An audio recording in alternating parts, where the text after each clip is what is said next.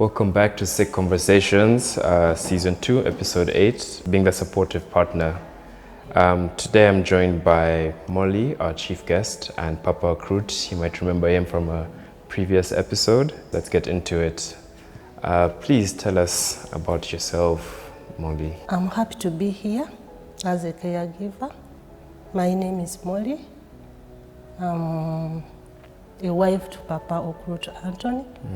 And I'm a mother of 4 children. Thank you for coming and joining the podcast. At what point in your relationship did you learn that Papa Okurut had sickle cell, that he was a warrior? We were neighbors with Papa Okurut. Papa Okurut might not be remembering what happened. One time he was alone in the house and he got a crisis at night. As one of our neighbors was passing, he happened to call for some help. Someone come and help me. So as neighbors, we were all concerned. We went to see what is happening. He had not closed the door. We opened the door. We found that he had got a crisis. So from there, because I was watching him, I didn't know that he was a sickler until that moment whereby he got a crisis when he's alone in the house.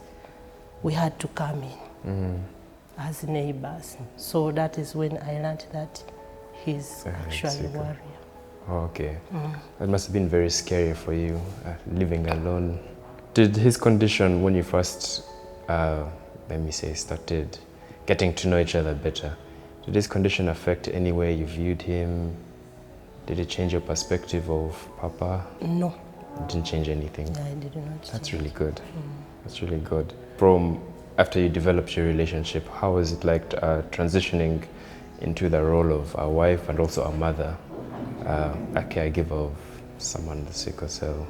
I would say that it was not really easy. Like becoming a wife and also a caretaker of someone who is sick.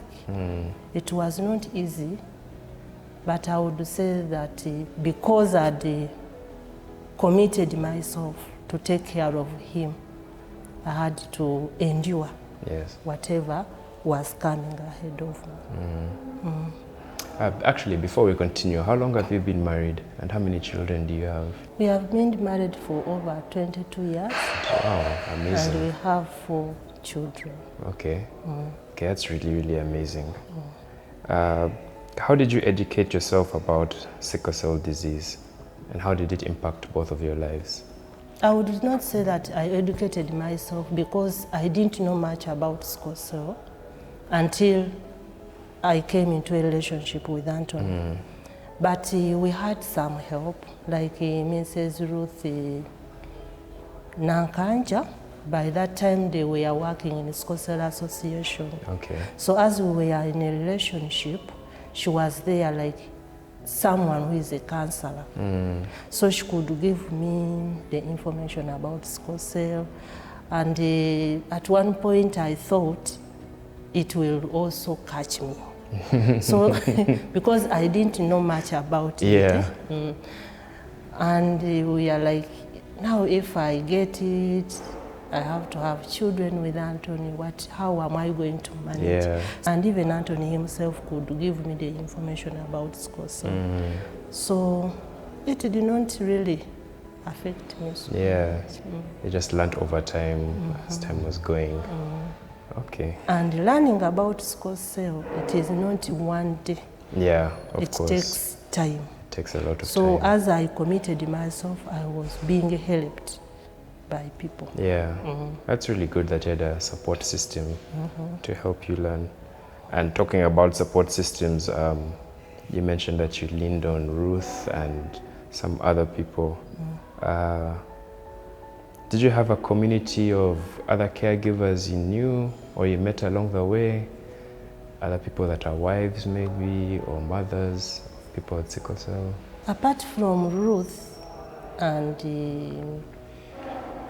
Plossi, there were also other members in the Sickle Cell Association. So we used to go to Morocco and we could meet and we talk. Yeah. And share notes. Okay. So it really just took time and meeting other people. So what are some of the most challenging moments you've faced over the 22 years of your relationship? There are many. There are many. But one challenge, I don't know why. I don't know whether it is only on Anthony. In most cases, he gets his crisis at night. Yeah, yeah. Now you can imagine having someone who is sick, the whole body is paining him. You have to carry him. You don't have transport. So you find yourself in a mess, I would say. So that is the most challenging part I've faced in taking care of my husband. A night crisis. At night. It's actually very common. I'm sure you know that a lot of people in the group, if we're in a crisis, or the crisis usually comes at night or gets worse at night. I don't know why, but I can understand that part. It is very hard to find someone to help at night. Yeah. Have there been times where you felt like very overwhelmed or uncertain about how to provide the care that Papa Okurut needs? My husband is very argumentative. Especially when we go to the hospital. He has his right on his condition. He knows how to take care of his condition. Yeah. But now here is a moment whereby he's arguing with the doctors. You need the help for the doctors, but again you have to support him. You see the point? Yeah. To convince him, when he knows that that medicine cannot help him when he's in a crisis, it is a challenge.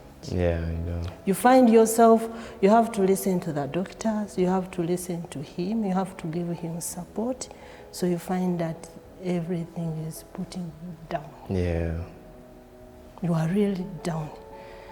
But I remember one time, it was really hard in 2015, but I had a friend. Anthony had his point. The doctors, they are having their point. Yeah. We are all looking for, we want to see Anthony okay. So this gentleman, he was very smart. What he did, he just told Anthony, you know what? Let me handle the situation first. He just listened to what Anthony was explaining to the doctors. He did a very quick research. So, as he did his research, he saw Anthony's point, he saw the doctor's point. Now he had to come in to help me, to convince Anthony to listen to the doctor. So that challenge whereby someone is insisting, I'm not going to take this medicine. Sometimes you buy it, you have used the money, and he refuses to take it. No. Yeah. According to my experience as a warrior, I'm not going to take the medicine. So sometimes you feel overwhelmed and you are like, what am I going through? What is the decision at the end of the day?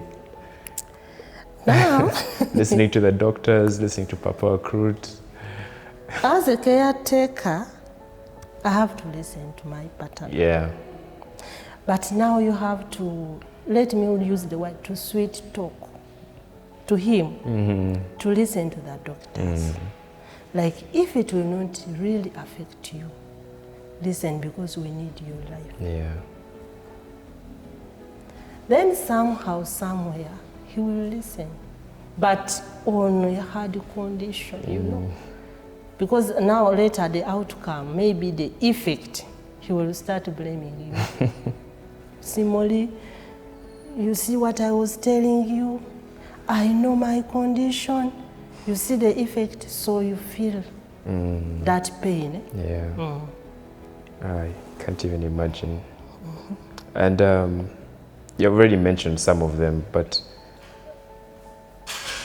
What are some of the unique challenges of being both a caregiver and also a life partner? You've mentioned having to choose or having to listen to the doctor and also him. Are there any other challenges that you've faced? As a caregiver? As a caregiver and also as a life partner? Apart from arguing with doctors, I think that is the most challenging part. That's the biggest one. I've faced. Yeah.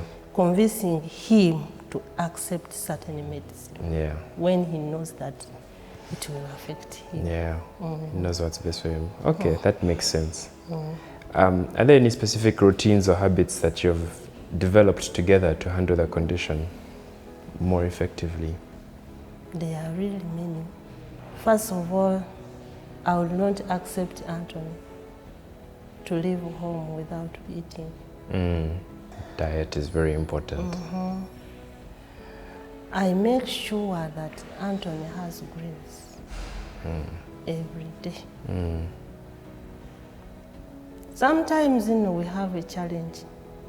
You prepare for him something and he tells you, I'm not going to take it. It is not the piece of my cake. And you tell him, but I'm working hard for your condition. Why don't you take it? For the sake of your life, please take it. Yeah. There are so many. I can imagine. A lot of people have asked this question about alternative medicine. Like, I know there's that concoction you make. Is there any other alternative medicines or home remedies that you have used to manage the condition? Or can you give us a recipe for the one you're always telling us about, the main one? I think it's boiled cassava leaves and something? There are quite many. There are many. I use different. Because you cannot say that only this one helps, only this one helps. Yeah. Me, I use whatever. Because so many people give me advice on how to take care of Anthony. And if I prepare and he accepts to take it, we use many. Like I use porridge. I use nakati. You just squeeze it and you take water. Okay. I use avocado leaves. All the fruits Jehovah created, I think they are blood booster. If one can take it and they have no side effect, it really helps. How do you prepare the one with avocado leaves? I prepare avocado leaves, jackfruit, mango and guavas. I boil it. After boiling it, I mix it with sugar, milk, and eggs.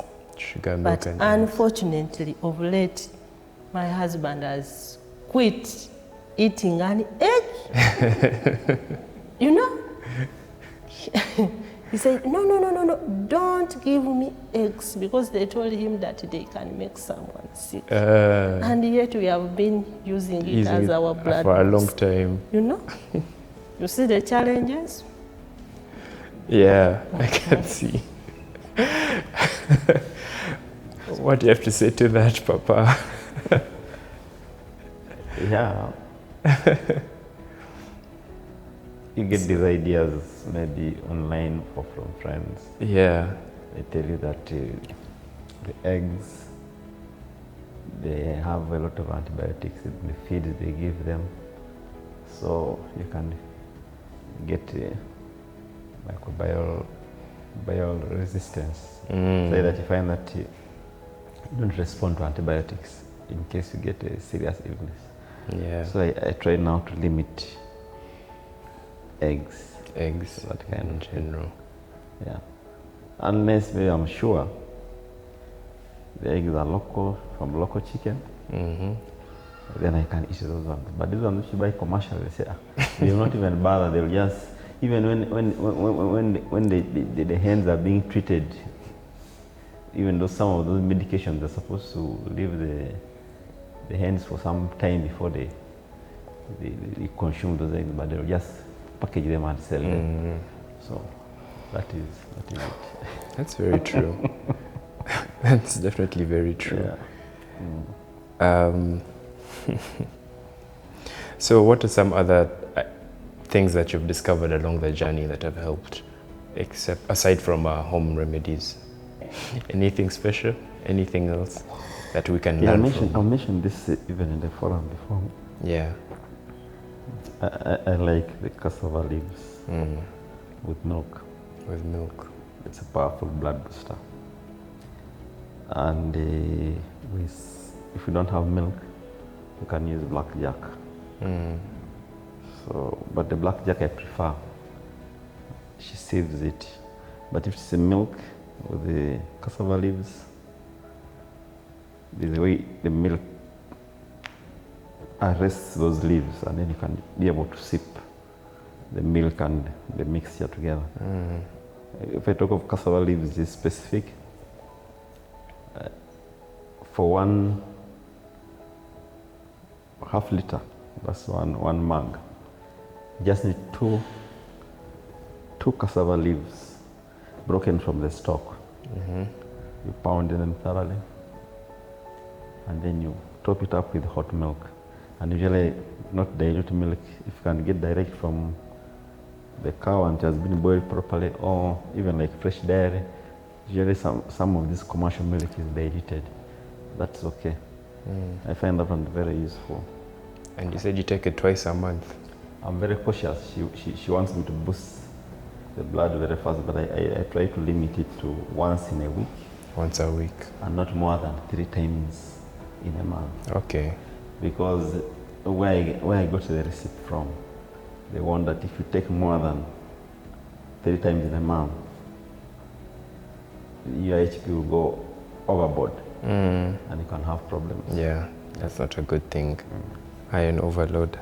Yeah. What do you wish you had known before you had started this journey, or when you had first begun this journey? What do you wish you had known 22 years ago? First of all, I would say I learned that Anthony is having sickle cell and accepted the responsibility of taking care of him. Yeah. So I don't think there is something really I needed to learn. Because I saw he's sick, he needs care, so I accepted. So I don't think there is something I wish I'd learned because I learned that he's sick. Yeah.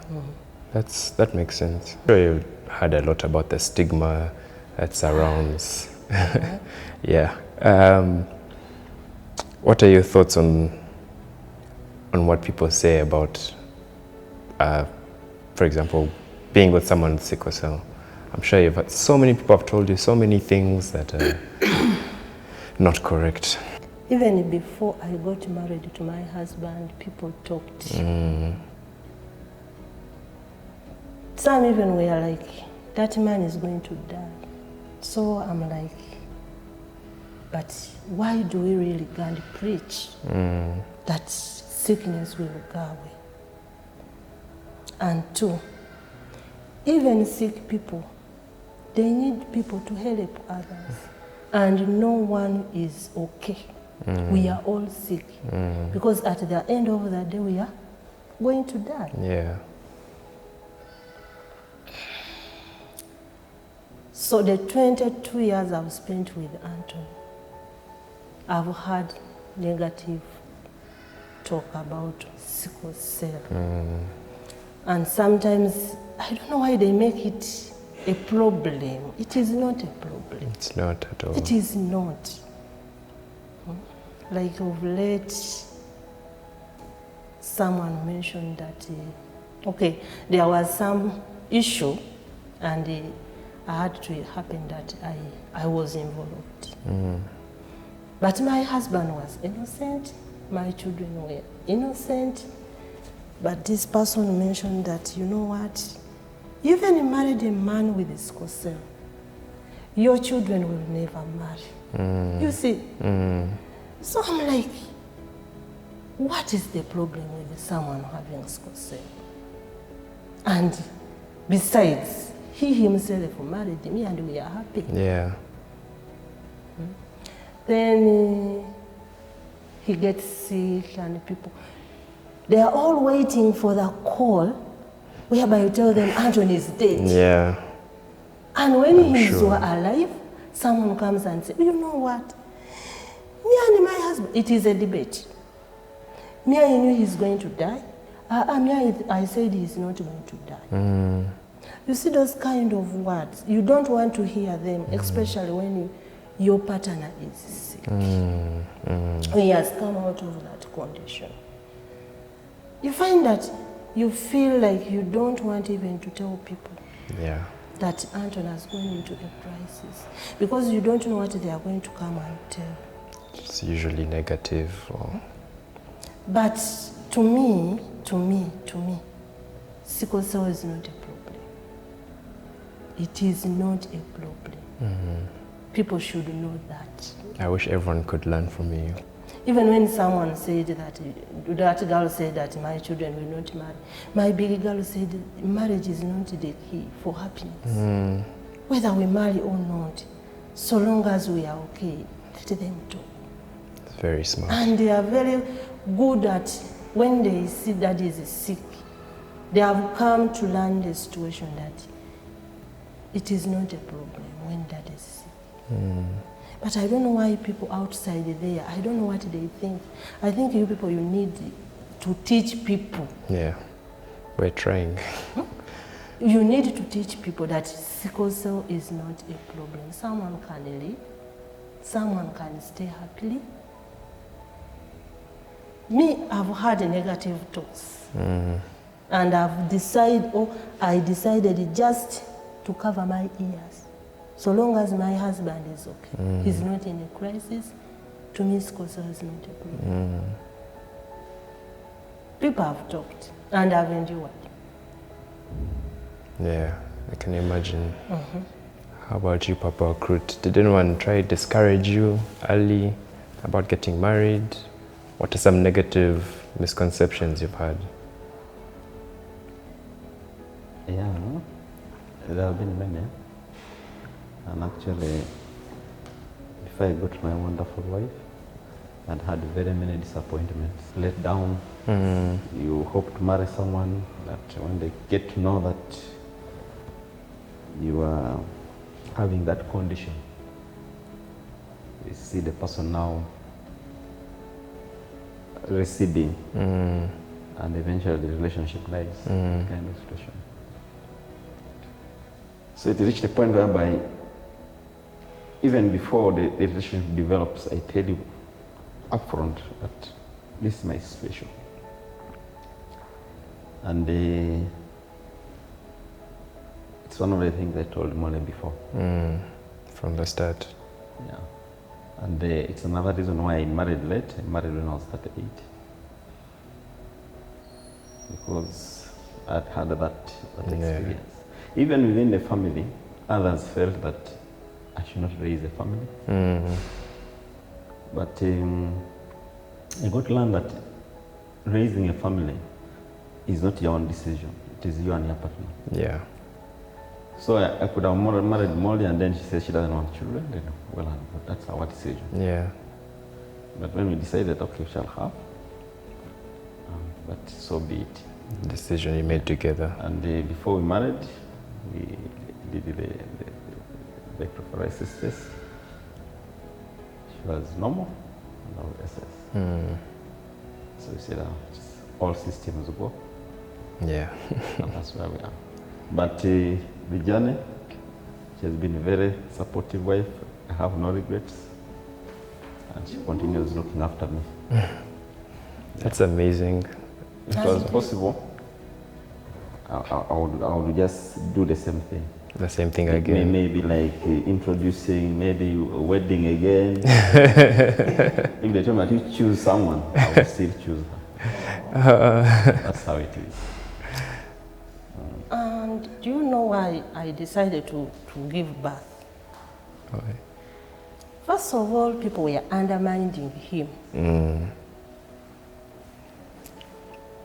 Two, I wanted to show people that sickle cell people can also be, they can produce. Yeah. They can have children, Yeah. and they can work for their families. And he has proved it. Yeah. You know, there is a way they underlook them. I've seen outside there people, the way even they talk, the way they look at them. And fun enough, for him, he has managed to raise up a family, moreover, a happy family with responsible children. And I've seen people outside there are failing, yet they claim that they are okay. You see? Yeah. So sometimes this thing makes me to wonder. People are talking about people with sickle cell. Are there any family or somewhere where they have not lost someone? Where they can say that for us, our family, we are okay. We cannot even have a headache. You know? There's no one. There are questions I asked myself. People talk about sickle cell. Sickle cell. Can someone come out and prove and say, for us, we are all okay? We don't even get headache, not even malaria, we are okay. If one comes and prove, I'll say those ones are not descendants of Adam. And if they, because me since I was born, I've been seeing graves. Yeah. They want to tell me that all those graves are for sickle cell people. We all die. Why are they making a big deal? You know? So me, I'm pissed up with people who talk about sickle cell. Yeah. Yeah, I understand. I share the same feeling. By the way, I love people with sickle cell. First of all, they are clever people. Yeah. They are smart people. When it comes, they are committed. Unlike even people outside I see, who pretend that they are normal. Yeah. So they should leave people with sickle cell. They should not even stress them. Yeah. It's a great message. It's a great message. I wish everyone knew that as well as you do. One piece of wisdom that other couples, navigating a chronic illness like sickle cell, what piece of advice would you give them? Couples, or those who want to go into a relationship? Those who want to go into a relationship. Also those who are already in a relationship. One, look for a person who really loves you from the heart. Because when you get someone who has accepted to love you from the heart, whatever pain you are going through, that person will feel it. And you will be able to manage together. But it is painful for someone to enter into a relationship when maybe someone has just loved you for money. You know? That love is not from the heart. For me, when I was getting married to my husband, people said I was not I'm not someone who is educated. For him, he's educated. So people were looking at me like, because for him he had work, me I didn't have work. So people were looking at me like, that woman, she has just come to eat Anthony's money. But for me, I was not looking at Anthony's money. I just loved him the way he is. You know? Yeah. And I was like, let me take care of this person. But now when you get someone has seen you have money, she or he has loved you because of money, that relationship will never work. And when you agree to marry, accept your partner's situation. If he's in a crisis, feel it. Feel what he's going through. For us at home, when the pain is there, we cry together. You feel that pain. If you have that love towards someone, you will be able to take care of that person. When you enter into a relationship, accept your responsibility, that you have accepted to take care of the person. Don't stress him or her. Once you stress that person, you will not leave the hospital. Every day you will be in the hospital. Don't stress the person. And the families where, let me say, a warrior is coming from, maybe let me say someone has come to, they have fallen into a relationship, then we learn that the boy or the girl is a warrior. Please let the families not stress those people. Some people have refused them to marry, and it is bad. You can be wanting a normal person, and that person will kill your daughter. Yeah, it's very true. Then you refuse a warrior who is able to take care of your son or your daughter. You see? So, caregivers or whatever, parents, please support. Support. Me, I saw it with Anthony. People didn't want me to marry Anthony. One, they refused, and I was also like discouraged. I'm like, why I ended the relationship? I just told him, I've crossed it. Let us wait for another time. He got into a crisis, seriously, and I regretted why I really said that. You see, there is that love. There are also people. Being someone with a sickle cell, they are people like other people. Yeah. They fall in love. They want to be loved. They want to be cared for. So people outside there should not stop these people to fall into the love they have, maybe with someone they have got. They should not. They should leave them alone. Because at the end of the day, you are not going to be there in their marriage. You don't know what is going to happen. Why are you entering into their relationship? Very wise. Anything to add to that? I completely agree with her. Yeah. But the tendency is people try to interfere, maybe even block. That's unfortunate. Yeah. And if you see such a situation, it needs to be handled with tact. Yeah. Yeah. So you never know how far that relationship can go. Yeah. Yeah. Sometimes it can even misfire. You stop someone, and then people get into emotional issues. It is a warrior. You may find that is getting into sickness and that kind of. They also get emotional affected. Yeah. It reminds me of my sister. Okay, it wasn't like a rejection. She was a warrior. Then after some time, she got someone who was ready to marry. But unfortunately, the fiancé tragically died in an accident. Oh no. So she was heartbroken for about a whole year. She was in that depression, and she was all the time sick and sick and sick. Yeah.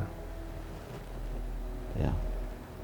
Oh, it's very sad. It can create that imbalance, and somebody's health can be affected permanently. Yeah, definitely. So that's not good. It's not a healthy kind of situation. It's very sad. Sorry to hear that. That was some great advice. This would be a good place to end the conversation. Unless there's anything else, any advice you'd like to share to our viewers? Maybe just add on what she says, because the relationship starts with the two people. Be open. Be open. Tell the person that you're a warrior. And it's like your trump card. Is the person who can make a decision based on that and not waste your time. Yeah. And get heartache later on. Yeah. If they can use that information to make their own decision. If they are not ready to continue the relationship, well and good. But be positive and don't try to hide. Yeah. bring it out. Any prospective person, you feel, tell them that, this is my situation. It's also like whenever I meet this medical personnel, I just tell them straight away, I have this condition. They go back and say, maybe you look good. Maybe a carrier. I say, no, I'm a person, sickle cell disease. Yeah. So just be open. I think it's another way you can minimize the stigma. Yeah. I hope the people in the Warriors Club are listening. They're listening. They'll be watching this, I know. Yeah. I know Warriors who try to hide the thing. Yeah. It works against them. Yeah. Just be open. I try my best to be Even open at about work, it. Tell them. Like I've been working for over 30 years. I let them know that I have this condition. So when I got a leg ulcer, for over a month, about 5 weeks, I was down. I couldn't go to work. They knew. They knew why. And I was even funded, medical treatment, everything. And up to now, they understand. Yeah. If I miss some days, I tell them I'm not well. They understand. So be open. That's a blessing. Yeah. It's a blessing to have such understanding Yeah. employers. Yeah. My last words to all warriors. Love yourselves. Trust yourselves. I will mention it again and again. You are clever people. You are smart people. Please love yourselves and take care of yourselves. Don't eat food without greens. Take water. Feed yourselves. Love yourselves. I always tell my husband, please, whatever I give you, eat it for the sake of your life. So long as it is not going to affect you, eat it. So love yourselves, take care of yourself, and trust yourselves. Whether you are a girl, you will marry. Whether you are a man, you will get a wife to marry, and you will be happy. Me, I like my husband's attitude. He trusts himself. He knows he's a warrior, but you know, he's always positive about his life, his condition. So accept that this is what I'm going through, but let me do this and this to take care of myself. Yeah, because when you don't love yourself, when you don't trust yourself, who will trust you? Yeah. That's why we hear those negative talks about ourselves. So please love yourselves, take care of yourselves, trust yourselves. Me, I have no problem with someone with sickle cell. And whoever wants to contact me for anything, please, my husband will give people my number. Yeah. Thank you for those very encouraging words. Thank you for the great advice. Thank you for taking the time out of your day to join us. It's been a pleasure to host you. It's been a pleasure also coming. Yeah, thank you. Thank you again. Yeah. And we'll call that a wrap for this episode of Sick Conversations. Subscribe, like, follow below. Follow us on every social media platform, Raremark Foundation. And that's it from us. Thank you again.